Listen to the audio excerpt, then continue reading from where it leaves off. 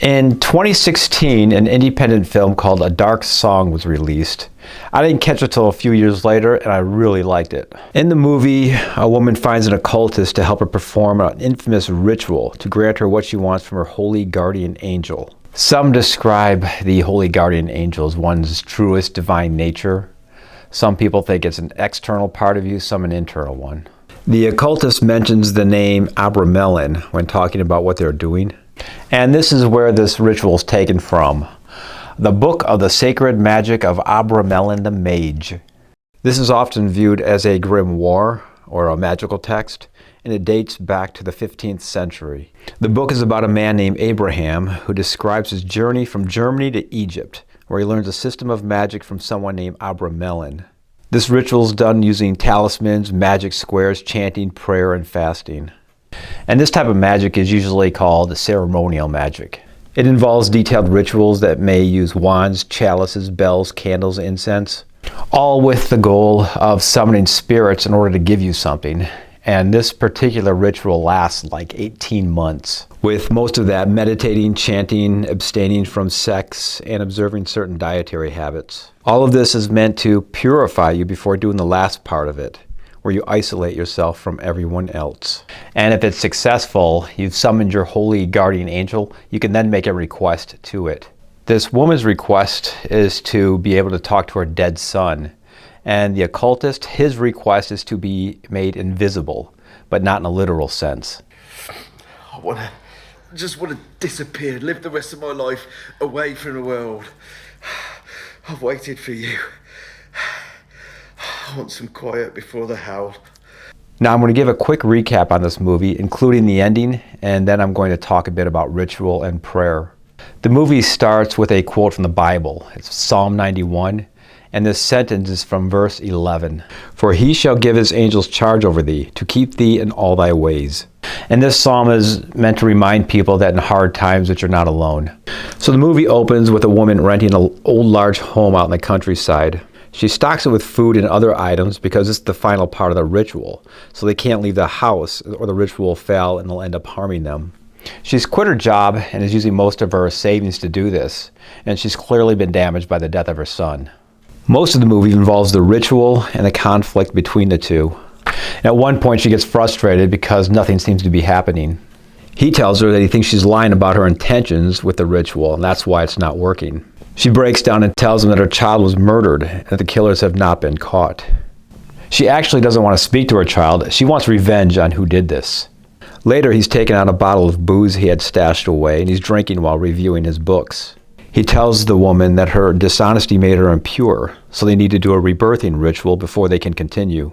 He fills a bathtub with water and has her sit in it, then forces her head underwater, drowning her while reciting a spell, then pulls her out, reviving her with CPR. Later, she's arguing with him about this, and she pushes him. He backs into her kitchen knife and is stabbed. She wants to take him to a hospital, but he stops her, telling her that that's a sign that the rebirthing ritual was a success, so they have to continue. As they go on, he's getting sick and weaker from his infected wound and dies in his sleep. She's unable to continue because the words in his books have been crossed out or made unreadable. She tries to leave, but in an overused movie trope, her car doesn't start. She tries to walk away, but ends up back at the house. The electricity's out, it's night, she sits by a candle, just completely defeated. Then these creatures show up and go after her. At one point they catch her and cut off one of her fingers. She breaks free and runs down a hallway where a bright light appears from her room. She goes inside and finds her holy guardian angel. And now she can make her request. But before that, a little bit on ritual and prayer. Just one definition of prayer calls it a solemn request for help or an expression of thanks addressed to God or an object of worship. A definition of ritual, a religious or solemn ceremony consisting of a series of actions performed in a prescribed order. Now, I have a number of books on mythology and religion. Some of them, Iliad, Epic of Gilgamesh, Odyssey, Quran, Metamorphosis, Kalevala, I might be pronouncing that wrong, the Poetic Edda, the Bible, the Egyptian Book of the Dead.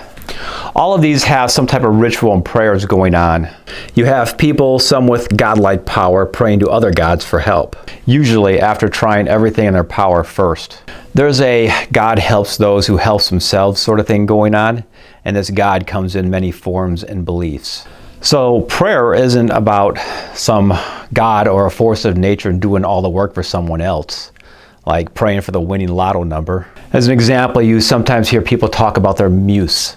And the muses are Greek goddesses of literature, science, and the arts. So an author might ask their muse for some inspiration or ideas for a story, but not to write their whole book.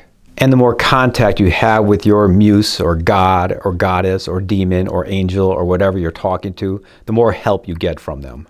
Even if it's just psychological, just the belief that it'll work can be all you need. Anton LaVey called ritual magic a self-transformational psychodrama. He thought it was all psychological. Aleister Crowley said that the whole guardian angel is a spiritual son of the soul of the adept. And Crowley's done a lot of writing on this angel, and there's just no way to cover that in one video. Now, I dislike the whole "you're not doing it right" crowd, but in this movie, The Occultist, I'm not sure he's doing it right.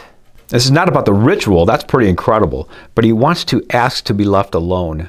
This seems like something he can achieve on his own with a little work. Maybe finding a job he can do from home, then move out to the country, asking his angel for a little guidance along the way. But this woman wants revenge on who killed her child, and that's something she couldn't do on her own. Even the police failed at it. And here she is in front of her holy guardian angel, and she breaks down, then makes her request. I want the power to forgive.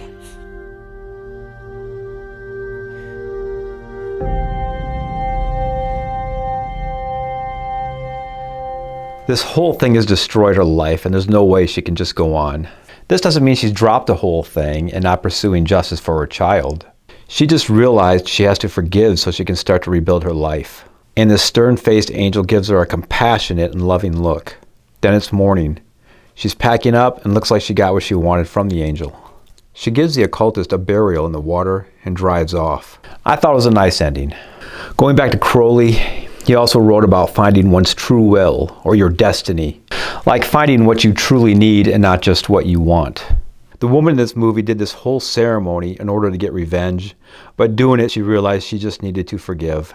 If anyone watches this video, thanks for joining me. The next video, I'm going to be reviewing a recent issue of Fangoria magazine. Good night. Boo.